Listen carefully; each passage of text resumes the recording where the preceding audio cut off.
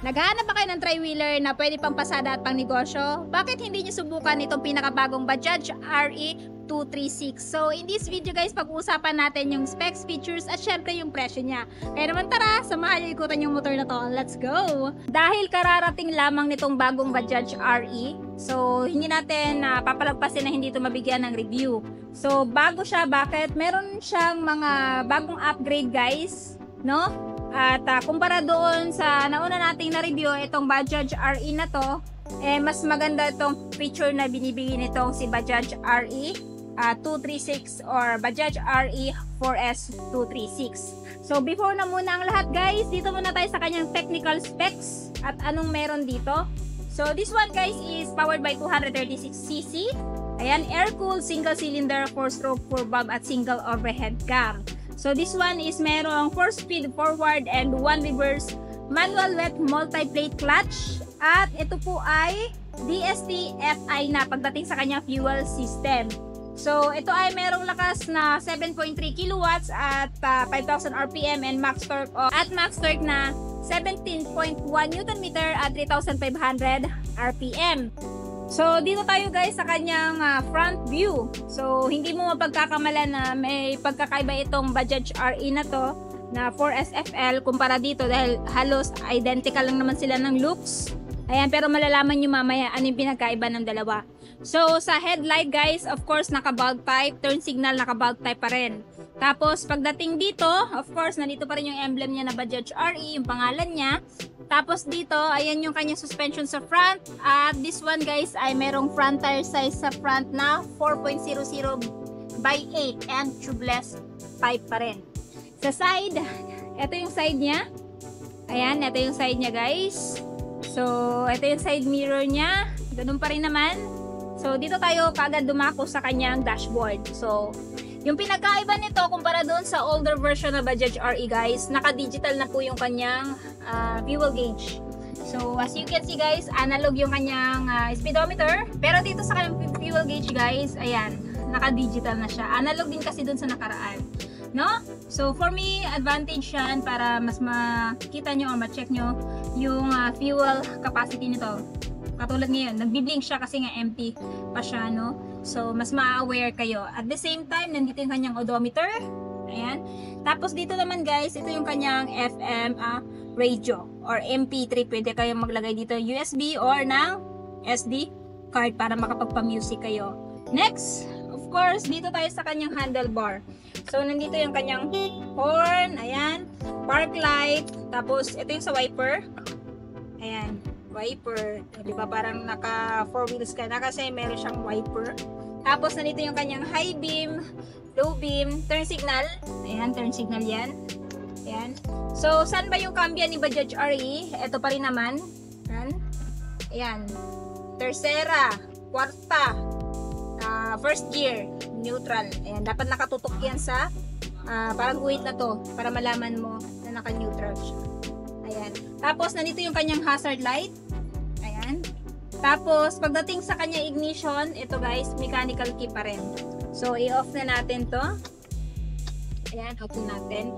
Tapos, syempre, meron din itong reverse mode, no?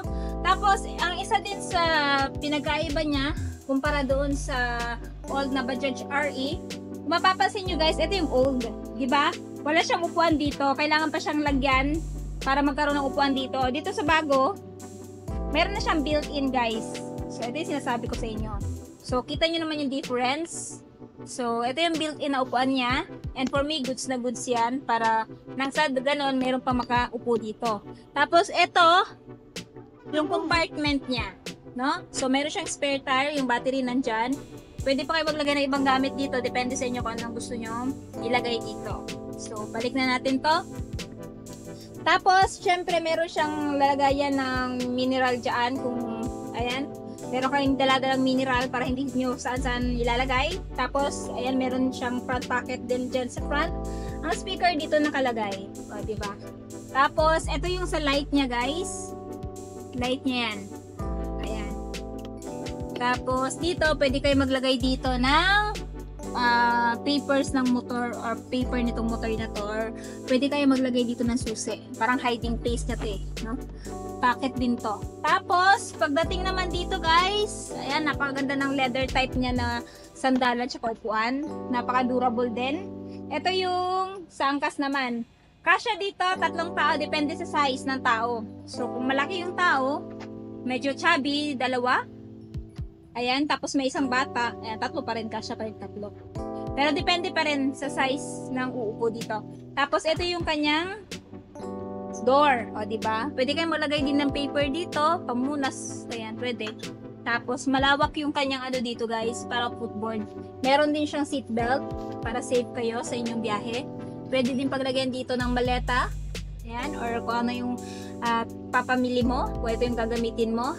So for me, napakaganda nitong tri-wheeler na to, no?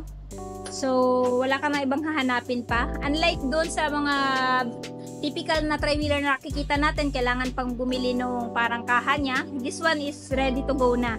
And then sa rear wheel naman, so tire size sa likod is 4.0 by 8, same na sa front, tubeless pa rin, no? Tapos, yung pinakaiba din nito kaysa doon sa old version, ayan, naka ano na siya guys, single spark plug. Unlike dito is naka twin spark plug siya eh. Ayan o, twin spark. Eto, wala na nakalagay. Tapos, petrol pa rin yung kanyang gas. So, fuel tank capacity, ilalagay ko na lang sa screen. So, ito yung looks niya sa likod. Ayan. So, naka-bulb type. Yung kanyang brake light, tsaka turn signal light. Tapos, syempre, pagdating dito, ganun pa rin. No? Parang, naka-leather type pa rin yung kanyang harang dito. So, ayan guys, yung pinagkaiba nitong bagong Bajaj RE kumpara doon sa old. So, kung interested kayo nito guys, ayan, napakaganda nitong motor na to or itong tri-wheeler na to pang negosyo, pang pasada, at highly recommend talaga, no? So, this one guys, kung interested kayo, ito po ay nagkakahalaga ngayong buwan ng ayan, 203,888. So, ito yung presyo nung sa older version.